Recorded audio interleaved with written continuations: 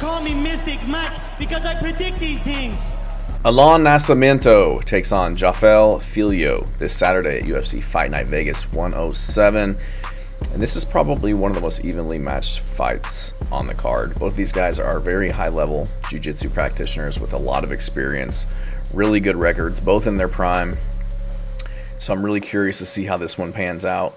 I'm wondering if, with them both being very good grapplers, if they're going to keep it on the feet, keep it standing, if they're just going to kind of nullify each other's grappling and jiu-jitsu, or if we're really going to see a high-level chess match on the mat, which I hope we see. So Jafel Filho, 16-3. He's 32 years old, 5'7", with a 68.5-inch reach. And Allan Nascimento is 33, 5'8", with a 69.5-inch reach. So he's going to have a inch height and reach advantage, and he's going to be a year older. Jafel Filho fights out of Nova União, is a jiu-jitsu black belt fighting out of there, has great leg kicks, but also kind of susceptible to leg kicks. On his end, was taking a lot of leg kicks from Barres, and he was landing like 3 in a row at times, and really getting reactions from Filho swinging his legs out to the side. He kind of swings wildly at times. He's got power. I think he was quoted in saying he's got the most power at flyweight out of anybody, which is just kind of crazy because he's not really known as a knockout artist by any means, but was getting rocked by Barres in their fight. Early in the fight, went to his back from a body shot, gets up and then gets dropped again by a body kick from Barres. Started kind of shooting weak takedowns, kind of lunges head first in, was swinging wide as Barres was landing good strikes. Ended up getting the takedown and getting the submission, but just wasn't a great look on his end. Not the most technical of takedowns, showed a little bit of a deficiency on the feet and an ability to get hurt. And then he had his fight against Ode Osborne, where he kind of just took him down immediately, got back mount, started landing strikes, and then got the rear naked choke. So he's coming off of a 2-fight winning streak over those two guys. Had a win over Dana White's Contender Series by knockout. He's got one knockout and then a ground and pound knockout. That's about it. The rest of them are decisions and submissions, but his UFC debut was against Muhammad Mokaev, where he's kind of just getting controlled on the ground and eventually tapped to a rear naked choke. So curious to see kind of how his ground game matches up with Nascimento in this one. So Nascimento has really snappy head kicks and body kicks, really good leg kicks that we saw against Tagir Ulanbekov, who's very high level. Throws flying knees at times. He just kind of throws things that are crazy, kind of leaves him out of position, open for takedowns, because he's not afraid to get taken down. He's more than happy to work off of his back, look for submissions, look for sweeps to get on top. Has really good takedowns. Will shoot for takedowns against the fence in the open. Will also catch kicks and get takedowns. We saw him do that against Jake Hadley in their fight. He probably has some of the best jiu-jitsu I've seen in the UFC. An incredibly active guard from bottom. Follows kind of the 4S principle. If you ever heard Dean Thomas talk about that, which is, you throw strikes, you look to submit. If you can't get the submission, you look to sweep. And if you can't get the sweep, you get on top, you're standing up. He's just not one of those guys who's going to get flattened down on his back and just hold on and try to ride out a round. He's very active. He's not going to accept bottom position. He's just very talented from his back, has a lot of options open to him. Was going for really good Kimuras to inverted triangles to sweeps against Tagir Ulanbekov, who, pretty sure he's a Dagestani wrestler.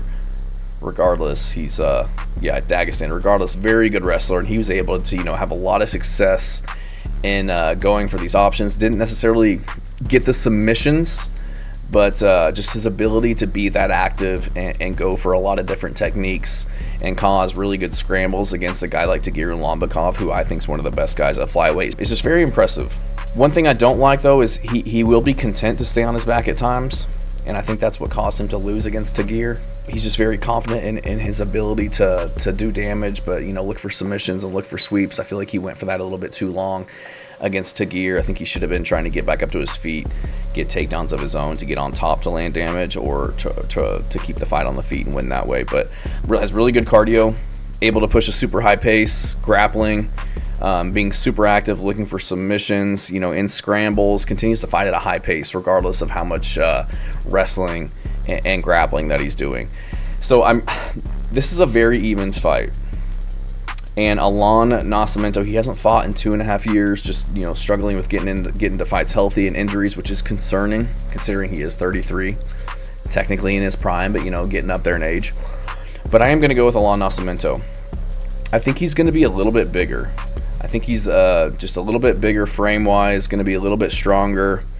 And I've never seen him get hurt in the UFC, whereas I've seen Filho getting hurt and almost broken by Barres, and I've never seen that from Allan Nascimento. You know, the Tagir Lombakov fight, very high level guy. He was in it the entire time, had really good performances outside of that, had a, you know, absolute barn burner against Raulian Paiva back in the day on Dana White's Contender Series, so I know he's tough, I know he's gritty.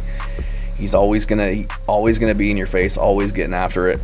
And I think he's going to be a little bit more versatile on the ground. You know, going for sweeps, inverting for legs, just being more active off his back. I've seen Filho get taken down repeatedly by Mokaev, give up his back, and oftentimes just kind of accept the position. But we also saw the same thing by Tagir against Allan.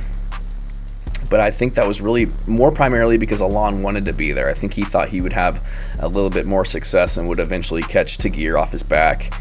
Whereas Filho, it didn't look like he wanted to be there fighting off of his back. He was just kind of forced there and really couldn't change position. So I think Allan will have kind of the same amount of success against Filho that Mokaev did. I think he's going to be a little bit bigger, a little bit more technical.